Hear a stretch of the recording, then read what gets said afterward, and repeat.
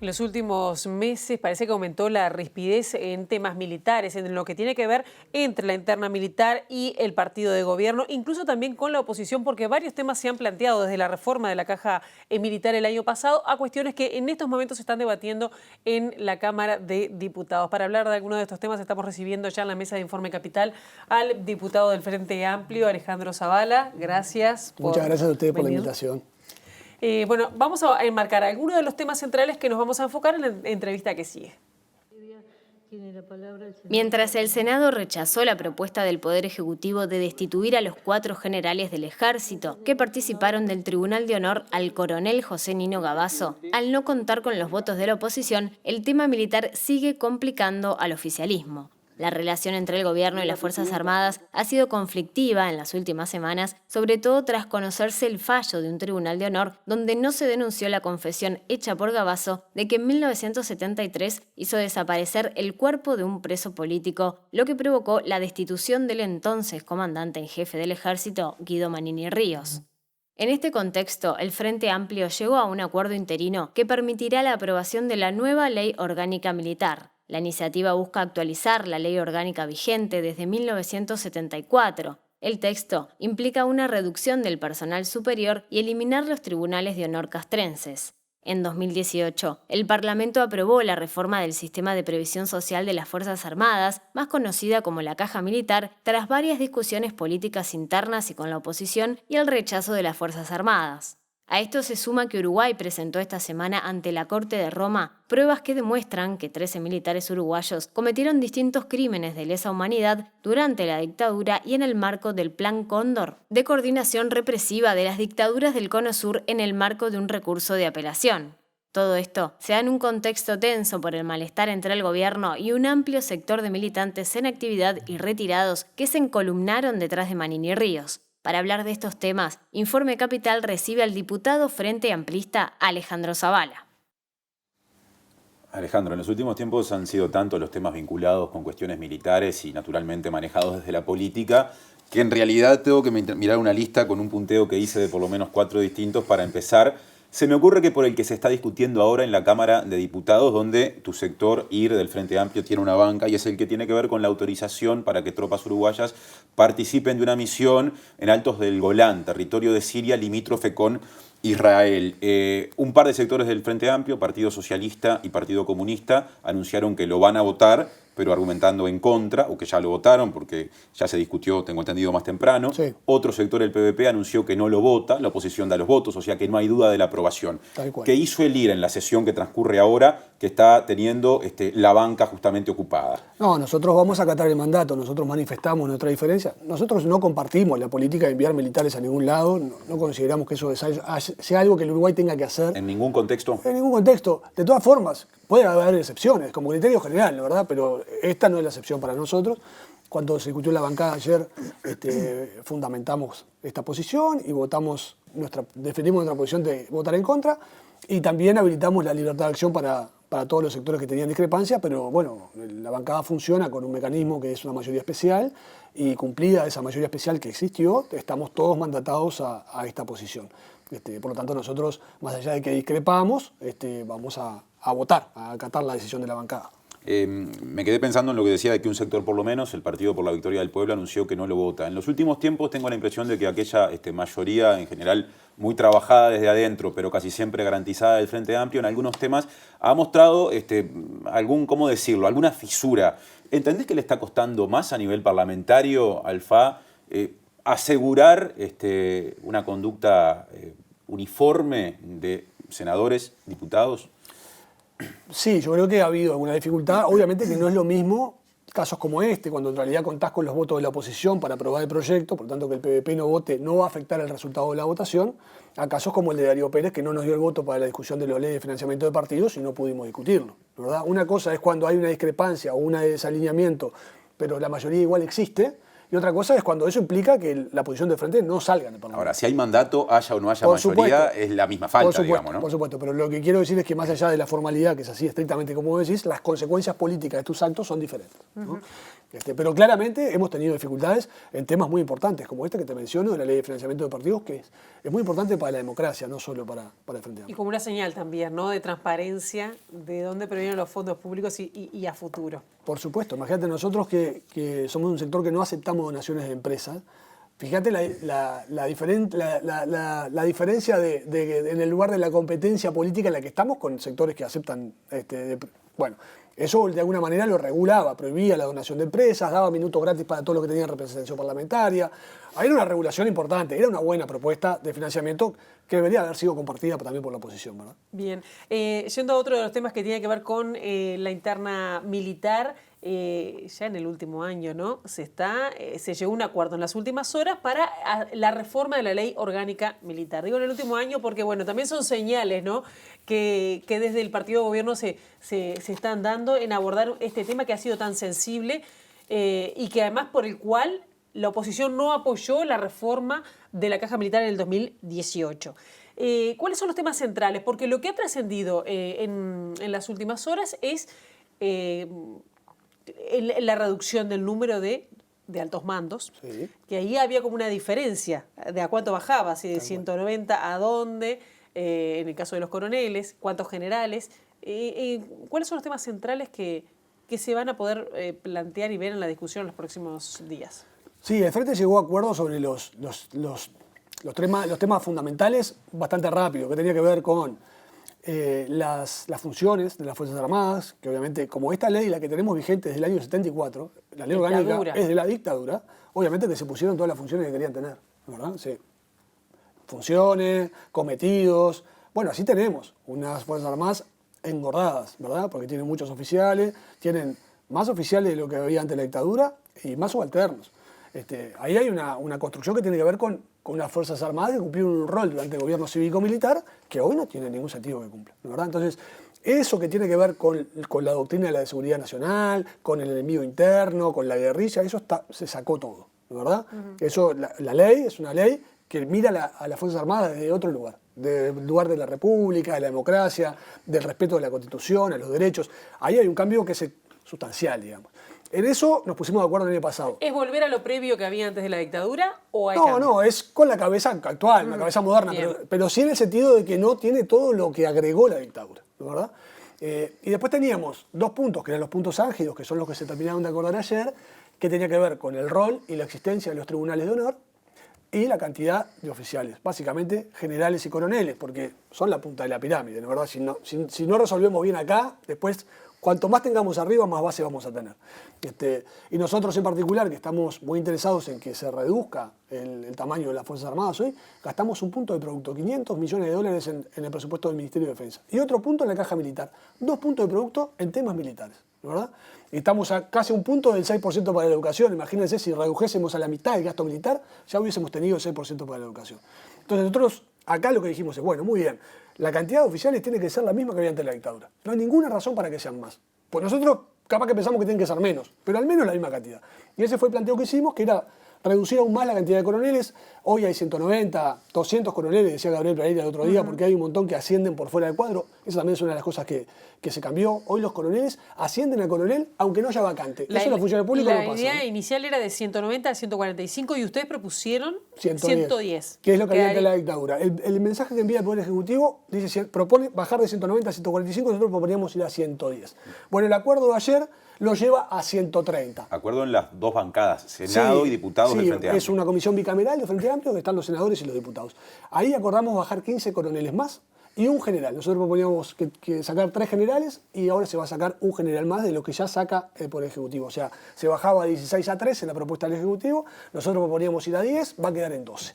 Y en los coroneles que bajaba de 190 a 145, nosotros proponíamos ir a 110 y va a quedar en 130.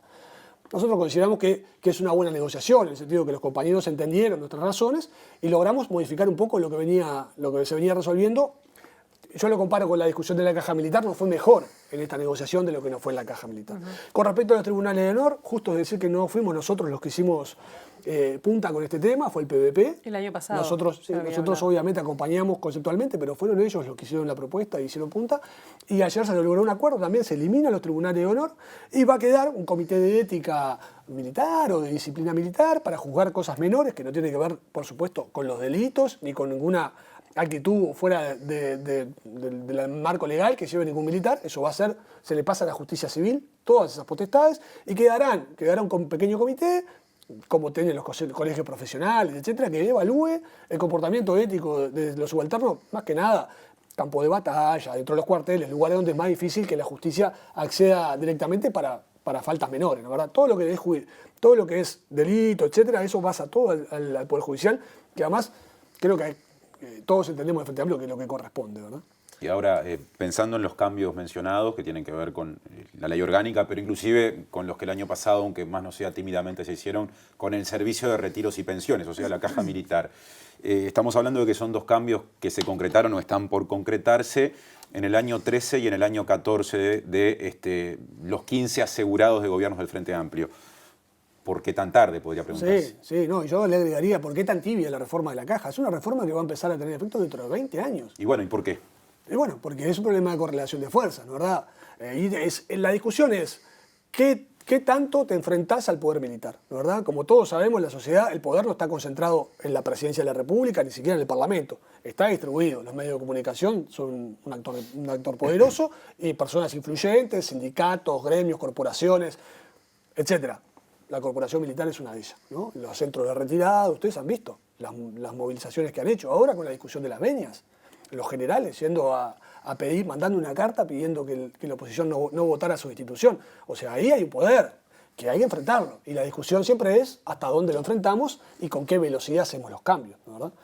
Obviamente que hay una presunción de que se toma la tropa de rehén, que los oficiales toman a la tropa de rehén, entonces que hay de alguna manera cierto nivel de proselitismo y que eso es perjudicial en realidad para la tropa, que es en realidad la que se ve más perjudicada por el rol de los altos mandos, pero hay una tensión constante. Obviamente nosotros, que tenemos una posición muy clara, muy nítida con respecto a otros temas, hemos tenido una posición dura, pero hay otros sectores que tienen posiciones más sensibles a esa situación o que piensan que los cambios tienen que ser más graduales. Nosotros no creemos que 20 años sea un tiempo razonable para terminar reformando la caja militar. Claro, y yo sumo a esto, ¿no? En estos temas que son tan sensibles, porque no dejan de ser las personas que tienen las armas, ¿no? Tal cual. En nuestro país y en cualquier lado, cuando estamos hablando de militares, no se buscó un acuerdo con la oposición para justamente buscar estas reformas, ahora la ley orgánica militar, ya que no la hubo con la caja militar? No, por supuesto que Pienso porque cuando hay un consenso, de todo el sistema político, la situación es otra, de fortaleza. Sí, pero basta mirar lo que acaba de pasar con la institución de los generales en el Senado para ver que la oposición está broquelada del otro lado, ¿no? ¿Verdad? Amparados en formalismos de si el expediente decía que se había notificado o no se había notificado, si presidencia sabía, si presidencia no sabía. La discusión de fondo es, estos son unos generales que en realidad no consideran un deshonor la violación de los derechos humanos durante la dictadura. No consideran que eso sea un deshonor como para ponerlo en un fallo, ¿verdad? Esa es la discusión. Y la oposición está de acuerdo con eso, porque no votó las venias.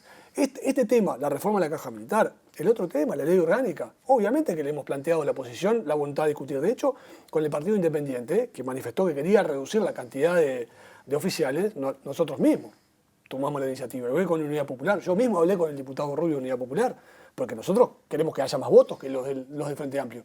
Bueno, veremos ahora cuando se vote la ley orgánica militar, quizá alguno de la oposición por lo menos lo termine votando en general. Yo en realidad tengo confianza en que al menos la Unidad Popular y el Partido Independiente puedan votarlo. Ya sabemos que la reforma de la caja militar te parece que no mueve la aguja. IR fue un sector que la apoyó críticamente porque apostaba por un cambio más profundo. Hablaste recién de lo que presupuestalmente implica o implicará la nueva ley orgánica militar. ¿Se puede decir que mueven la aguja esos cambios pensando en esos dos puntos del Producto Interno Bruto que se llevan tanto hacia la caja militar como el ejército hoy? No, en el caso de la ley orgánica militar, la reducción de oficiales, estamos hablando, en el caso que se hubiese hecho la que nosotros proponíamos, estamos hablando a $3,5 millones de dólares, $4 millones de dólares por año en salario. Por año. Y en realidad esas personas terminarán en retiro y les tendrás que pagar vía caja militar. Ahí lo que había era una construcción de las Fuerzas Armadas que querés para el futuro. La verdad, el impacto también será cuando esas personas retiradas ya no cobren su retiro, ¿no? En el caso de la caja militar, sí, ahí estamos hablando de mucha plata. Además, vos te acordás que yo cuando estaba en el Ministerio de Economía trabajé esto en el equipo del ministro Astori, entonces yo tenía muy clara los impactos numéricos en el déficit de la caja militar y efectivamente lo que terminamos resolviendo no va a solucionar el problema. La caja militar va a seguir aumentando su déficit por lo menos durante 10, 15 años más, ¿verdad? Esa es la situación. Y eso lo vamos a pagar todos nosotros, ¿verdad? Hoy son 600 millones de dólares, el año que viene serán 650 y el otros 50, más o menos así, más o menos 50 millones de dólares incrementales por año. Entonces, dentro de 10 años vamos a estar, en vez de estar gastando 600 millones de dólares, vamos a estar gastando 1.000 o 1.100 millones de dólares en la caja militar. Cuando hace un tiempo vino el diputado Gandini del Partido Nacional y ocupó esa misma silla en la que estás vos, al ser consultado por esos privilegios jubilatorios que tienen los militares de carrera fundamentalmente, dijo, bueno, es una manera de retribuirles el hecho de que estén poco más que full time disponibles ante situaciones potencialmente extremas. ¿Qué pensás de ese concepto? Me parece un disparate, porque en realidad el rol de las Fuerzas Armadas hoy, no sé cuántas veces están disponibles para situaciones extremas. ¿Cuántos son los funcionarios militares que participan de las inundaciones, de los incendios? Tenemos 23.000 efectivos. Este país tiene más militares que maestros. ¿Cuántos son los que salen? ¿2.000? ¿1.500? Bueno, paguémosles mejor, paguémosles más durante su carrera para que tengan un salario digno, pero no puede ser que los premiemos con jubilaciones del doble de su salario, 2 veces y media el salario que tenían en actividad. Hoy, con la situación actual del retiro, un general cuando pasa a retiro pasa a cobrar más de lo que cobra en actividad. Claro, la tropa es otra cosa, ¿no? La tropa también. Pero cobran otros sueldos. Pero cobran otro sueldo, claro. Pasan a cobrar a veces el doble, pero claro, con sueldo de 18.000 pesos, el doble 36. El problema es cuando cobras el doble y tu sueldo era de 150.000 pesos. Claro. ¿Qué pasa con lo que es la política de defensa, ¿no? Dentro del Frente Amplio? Porque ya están 3 gobiernos, han habido, no tantos ministros de defensa, pero pero que no ha sido, digamos, no ha habido capaz que una línea recta en lo que tiene que ver con la política de defensa que ha llevado el Frente Amplio, que tiene que ver más con, por ejemplo, con la presencia de los ministros de defensa que han estado al frente o con los presidentes que han estado al frente. Sí, tal cual, hay una impronta ahí que tiene que ver. Digo porque pienso en el caso de Fernández Huidobro, que fue muy apoyado por los militares, pero que el que hizo, por ejemplo, a último momento ahora, que instauró, por ejemplo, los tribunales de honor, por el cual se conoció lo de Gabazo, fue Menéndez. Sí, tal cual. Eso es verdad. Ha habido una impronta muy personal de la gestión de la política de defensa. Para el Frente Amplio es un tema complicado, porque además muchos compañeros y compañeras sienten de que cada vez que tenemos una opinión que implica cambios en las Fuerzas Armadas, que implica reducción de sus roles, de su presupuesto, se nos mira con desconfianza, como que fuéramos vengativos, como que el problema es que nosotros de izquierda... Bueno, a mí ni me torturaron ni me persiguieron porque era un niño, pero nos torturaron y persiguieron a otros parientes, ¿no? Que es como una cosa de revancha y eso pesa mucho en la discusión dentro del Frente Amplio. Muchos compañeros y compañeras no quieren ser tildados de revanchistas. Y nosotros, que somos de otra generación, un sector que componemos otra gente, que no le vivimos con esa mochila, queremos hacer las cosas que nos parece que hay que hacer. Y si hay que decir que gastamos 2 puntos de producto y es mucho en las Fuerzas Armadas, tenemos que decirlo. Y si decimos que hay demasiados militares y que tenemos más soldados que maestros en un país que en realidad debería tener más maestros que soldados que maestras, porque la mayoría son maestras, tenemos que poder decirlo. Y tenemos que poder decirlo sin sentimiento de culpa de que en realidad lo decimos por una subjetividad revanchista que nosotros no tenemos. Esa es la verdad. ¿Pesa solo eso de que haya sectores del Frente Amplio que quieren evitar la etiqueta revanchista o también pesan algunas lecturas de la historia que hacen, por ejemplo, sectores como el núcleo duro del MLN, con el poder que tienen el sector mayoritario que es el MPP, con respecto al vínculo que hay que tener con el ejército y sobre todo afinidades que hubo con algunos sectores, por ejemplo, en el periodo previo al golpe de Estado? No, estas diferencias siempre están. La izquierda ha tenido comportamientos y vinculaciones con las Fuerzas Armadas muy distintos. El Partido Comunista, el MLN, el Partido Socialista, digo los partidos y los sectores históricos de la izquierda fundacional, de la izquierda política, han tenido aproximaciones distintas. Basta escuchar la canción de Isidra Rosa que habla de que la revolución no termina en la puerta de los cuarteles, ¿verdad? Hay una cuestión que tiene que ver con cómo incorporar, sobre todo a la tropa, la verdad, cómo representar a la tropa como ciudadanos de una perspectiva de izquierda, y la preocupación de que cualquier ataque a la institución corporativa puede ser visto como un ataque a esas personas que en realidad nosotros, por supuesto, que queremos beneficiar y no perjudicar, ¿no? Está bien. Entonces esas tensiones siempre están en el debate. Pero hay sectores, digo, hablo puntualmente del MPP porque tiene la mayoría desde que el Frente Amplio gobierna, sí. y porque tomó las armas en el pasado, y siempre se ha dicho que ha tenido, a través del MLN, un vínculo que otros sectores nunca han tenido, o no con tanta facilidad con las Fuerzas Armadas. ¿Pensás que ahí hay un componente que ha retrasado algunas discusiones? No, sin duda. La presencia de Huidobro con todas estas valoraciones que hacía Pilar también implicó eso, ¿no? ¿Verdad? Hay una presencia, yo no sé del MLN, pero del MPP y sus aliados en la gestión de la política de defensa, subsecretarios, directores generales, directores adentro del ministerio, que obviamente está muy permeada por su visión, que es la visión de ellos, no necesariamente una visión que nos incorpore a nosotros, por ejemplo. Claro, y eso ha impedido que se conozcan más, o sea, que se acerquen más a la verdad.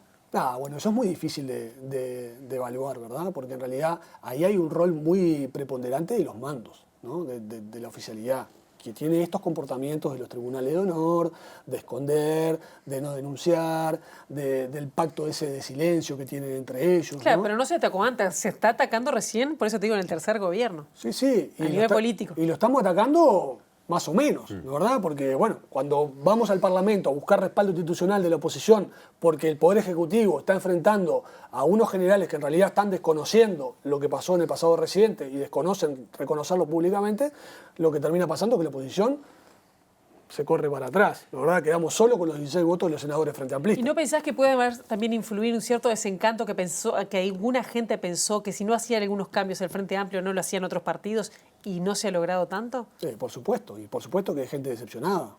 Con los resultados específicos de la búsqueda de la verdad, la memoria, por supuesto que hay mucha gente decepcionada y nosotros estamos muy preocupados por eso. Es verdad que tampoco es tan sencillo, dada la lógica que ha construido la corporación militar en torno a los violadores de los derechos humanos. El ejemplo de Gavazo y de Silvera son ejemplos bien claros, ¿verdad? ¿Qué sentiste cuando tomó Estado Público después de un trabajo periodístico lo que decía el famoso informe del Tribunal de Honor, habiendo en el medio llegado a personas vinculadas directamente al presidente de la República, sin que por lo menos de entrada fueran los resortes de presidencia los que lo hicieran público?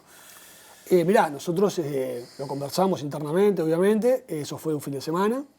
Había secretariado del Frente Amplio el lunes siguiente, resolvimos no hacer ninguna declaración para poder considerar en el secretariado y fue ahí donde nos enteramos formalmente de los pormenores y nosotros compartimos lo resuelto por el presidente, más allá de que uno pueda pensar que lo podría haber hecho antes o que en realidad la discusión quedó como en dos etapas cuando en realidad es la misma discusión.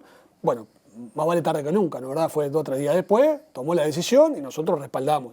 Y en realidad pensábamos que iba a ser respaldado por todo el sistema político, no solo por la izquierda. La última por mi parte, recién recordabas que trabajaste en el Ministerio de Economía y Finanzas durante este periodo, hasta hace no demasiado tiempo. Una de las discusiones, pensando en la campaña que viene, que inclusive tiene matices o diferencias entre algunos precandidatos del Frente Amplio, es la de la política económica en un contexto que ha cambiado. ¿Qué visión hay desde tu sector? Yo te diría que hay una cosa muy importante para todos los uruguayos y las uruguayas, que es la estabilidad del rumbo, ¿no? Si nosotros miramos lo que pasa en la región, con los cambios de gobierno, con los cambios de política económica, hay problemas serios. Nosotros, ese Frente Amplio que ha logrado este desacople de los vecinos, que por lo tanto aquello de cuando se gripaba Argentina nosotros nos resfriábamos, ¿no? Eso no nos está pasando, por suerte. Es verdad que no solo por las razones del Frente Amplio, tenés el gobierno chino activamente en la región, que antes no lo teníamos, por lo tanto hoy es el principal socio comercial de Uruguay, pero ahí hay un rumbo económico que nosotros queremos consolidar, queremos cuidar. ¿Bien? Por supuesto que tenemos matices, nosotros queremos poner un impuesto a la herencia, porque creemos que los factores de desigualdad de las personas son básicamente los de acumulación de capital, ¿verdad? Es muy difícil que un niño pobre termine siendo rico, así como muy difícil que un niño rico termine siendo pobre. En general, en el hogar en el que uno nace es la clase social la que va a permanecer durante toda su vida, eso pasa en el mundo y pasa en Uruguay, a pesar de que nuestra clase media es muy permeable y hay movilidad. La realidad es que en los extremos sigue sucediendo eso y la mayor fuente de desigualdad es la acumulación de capital. Entonces, si no atacamos la herencia, hay cosas que tienen que ver con la redistribución que no las vamos a cambiar nunca. Nosotros por eso ahí tenemos algunos matices, hay diferencias dentro del frente, para nosotros esto es importante. No nos importa que el impuesto de la herencia no inicie recaudando mucho, porque tiene dificultades técnicas, puede cruzar información. Ahora ha mejorado mucho la información, tenemos todo digital y nosotros creemos que en poco tiempo puede estar funcionando un buen impuesto a la herencia. Lo que sí queremos es que a pesar de que no recaude mucho de inicio, se establezca como criterio, que a medida que van pasando las generaciones, por lo menos una parte de eso que se hereda de generación en generación vaya a través de impuestos a la redistribución social. Alejandro Zabala, muchas gracias por este tiempo. No, muchas gracias a ustedes por la invitación y a las órdenes como siempre. Hasta la próxima.